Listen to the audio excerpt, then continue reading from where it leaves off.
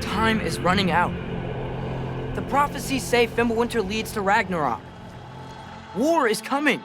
My story doesn't end hiding in these woods. I should be out there, finding out who I am, who Loki is.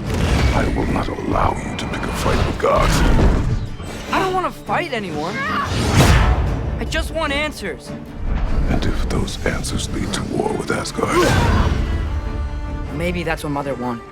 You do not know what Mother wanted. Well, I recognize that dour expression anywhere. Odin's got tricks up his sleeve we haven't dared to consider. What if there was someone who could help us? You mean Tyr, the old god of war in these lands, who is dead? Well, for a dead man, Odin seemed pretty keen on seeing he wasn't found. If he's out there, we gotta find him. Come in. What in all yarns be the happened to him? We're trying to stop Ragnarok, to help people. And what if the only way to do that is war?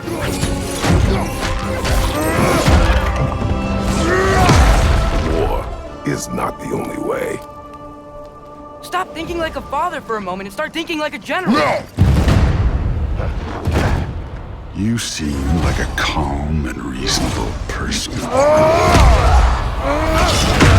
Are you a calm and reasonable person?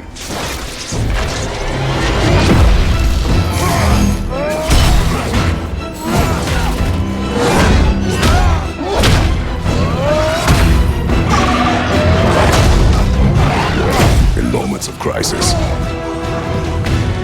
panic does nothing. Harness it. Let it serve you.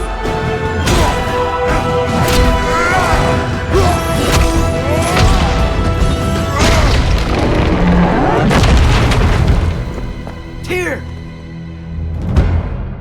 Are you coming with us?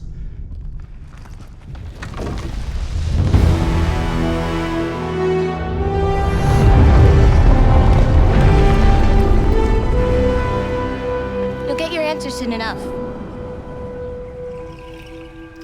Well, some of them.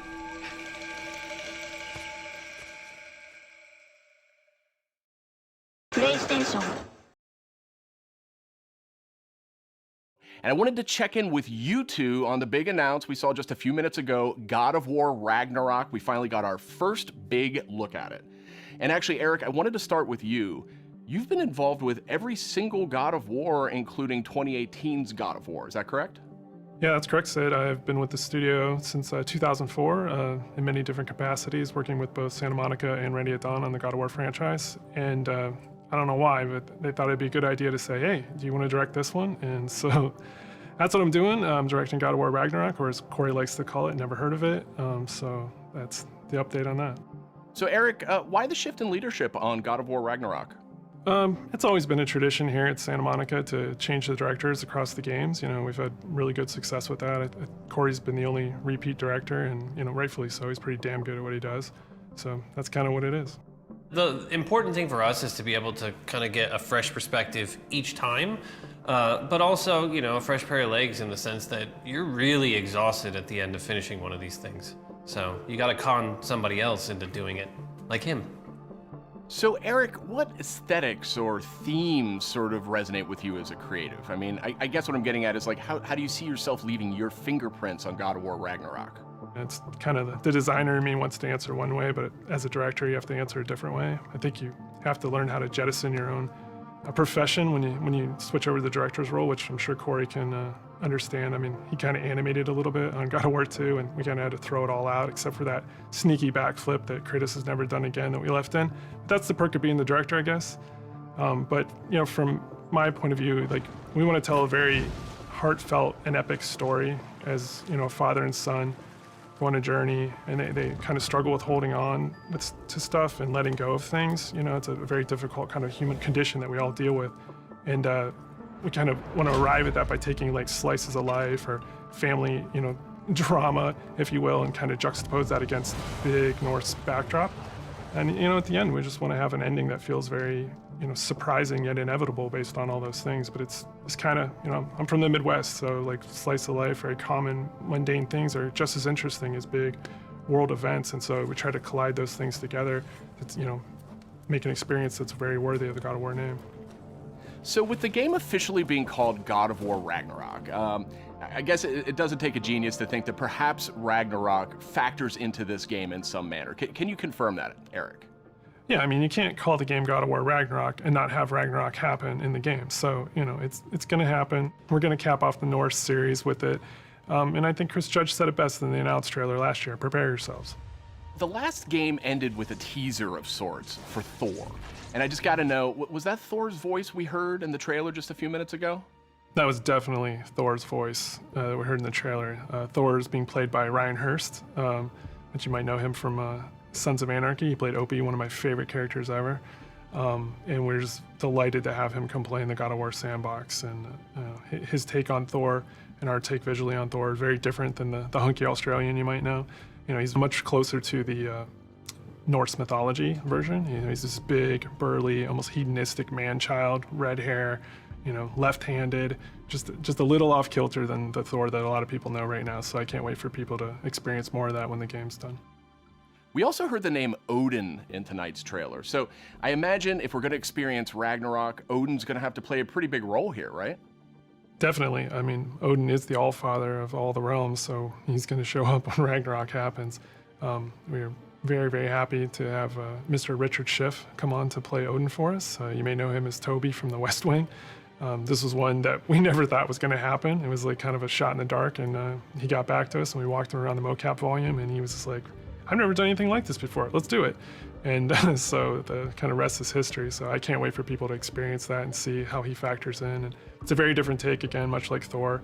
You know, he's like a old man who's just kind of busy with his own things and doing whatever he wants. And he doesn't live in a castle or anything like that. So it's again, a different take, kind of what we do. We just take what's known and curveball it a little bit and, you know, make it special. We also saw a couple of new characters tonight. So what can you tell us about them?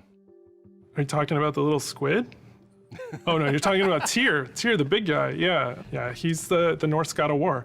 And Kratos and Atreus have finally found him. We talked a lot about him in 2018, so we were like, well, might as well show him to the people. And then the last character we saw at the trailer, you know, like with the little wink and smile from Angrboda, she's one of the last remaining giants, and her story is pretty amazing and how it fits into the world of God of War. Tyr is being played by Ben Prendergast, who's been completely absorbed in the role, even though he is not a giant as Tyr is. And then Angrboda is being played by Leia de Leon Hayes, who's a complete treasure on set. She's been amazing. Watching her chemistry with the other characters has been amazing. And she's one of the last giants that's living. So we have those characters and a few more. You know, there's a lot of different monsters you saw in there. And there's been so many talented people at the studio building this trailer and putting it together. I just want to give a shout out to the team. I love you guys. You know, I wish you could be here doing this interview with me. I wish you were all behind me right now at the studio. That would have been completely amazing. And, you know, lastly, to our fans, we have a saying at the studio that we are fans of our fans, and I cannot wait to watch all the tweets, the messages, the reaction videos that you guys put out, and our team to be able to take that into heart and just get excited and hyped, and then use that to push us through to finish the game for you guys. So thank you very much. Now, Corey, we haven't heard a whole lot out of you here tonight. So now that we know you're not directing God of War Ragnarok, I was hoping maybe you could give us a little clue about what you may or may not be working on next. Oh, you'd like that, wouldn't you? You'd like me to just spill the beans and tell you everything that's going on right now. We're actually doing a bunch of stuff. It's really exciting, all the things that we're doing, and you're tempted to know what is this, but I don't really have anything I can talk about right now specifically, mostly because we're really focused on God of War Ragnarok, that I am incredibly excited that I finally understand that that's what everyone was saying, God of War Ragnarok. I was way off. I was thinking it was something else that they were talking about. I think we'll wait to get any deeper into anything else until later. We'll talk again, Sid. All right. Well, thank you, Corey, and thank you, Eric.